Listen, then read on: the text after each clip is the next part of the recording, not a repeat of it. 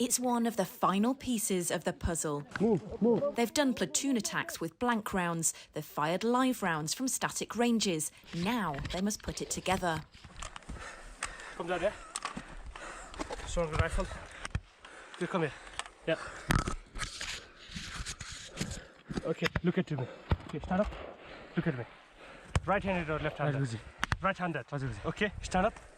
Okay, that's the 100 target you will be throwing the grenade. Any questions? No. Right, okay.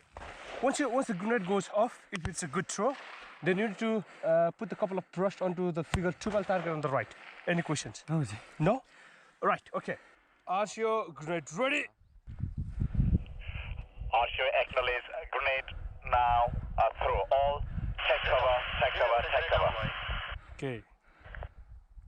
Grenade throw! Down. Grenade! On guard! On guard! On guard!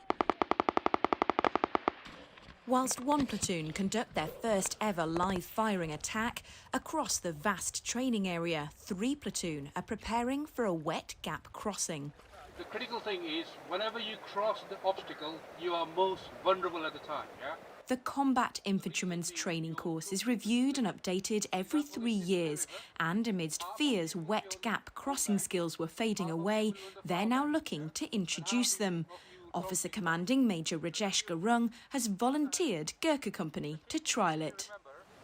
This is my first experience in my lifetime crossing a river, so I think it is going to be a fun.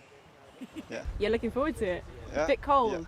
Yeah, I don't know the temperature of water, but I think it's quite cold here.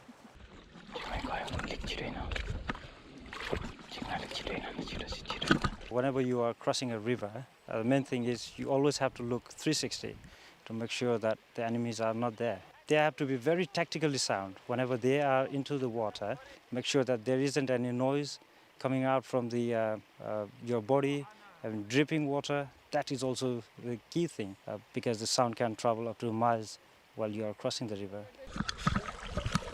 By chance, if our weapon gets submerged inside the water, we just unload the weapon, dry out all the water quickly, as soon as possible with dry clothes, and we just oil up the working parts of the weapon so it doesn't get damaged. Because if it doesn't operate, there is no purpose of going to the war.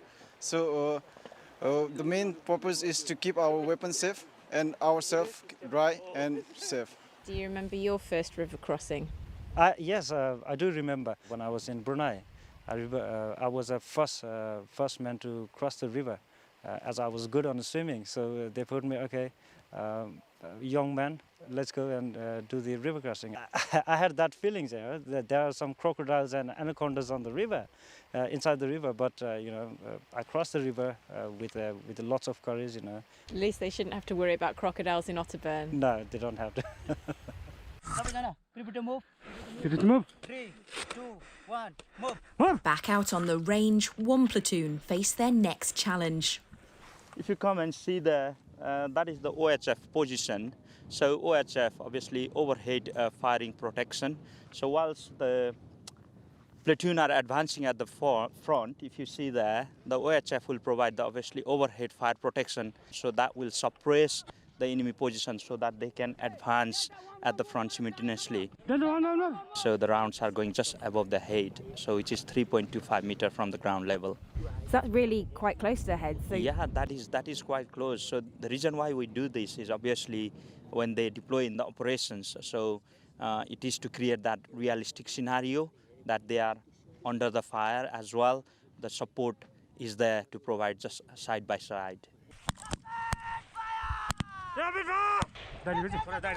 Yes, ma'am, it's actually really surprising because we have only played with our individual weapon, and listening to the machine gun, it's actually really gives a thrill and actually gives us a feeling that someone is covering us and watching over us. Yeah. 10 Alpha. Sergeant Santosh Goli has an important job. As the battle simulation sergeant, he's responsible for making the exercise feel real. Firing now. You require a little bit of the preparations, because you need to mold and you need to cut, you need to measure all that safety fuse as well. Like I have to give the motor not all the bang in the different timing, so I have to cut that safety fuse as its specific timing. I'm trying to give them as much as realistic, so when they hear it, it might be their first bang during this live firing, so they might be very excited. Today I've said 5, so they were exploded simultaneously, bang, bang, bang, bang. This is the device where you actually fire from. So this is called the Strike, and it has got the battery pack over here, and it has got the 4 circuit. This is very important device that, as being the DSO, that is a demolition safety officer, I must carry wherever I go. So this is my baby.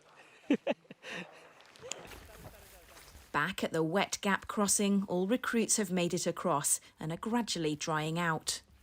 At first, I was really nervous because the weather was already cold, and so getting wet was not probably a good idea for me.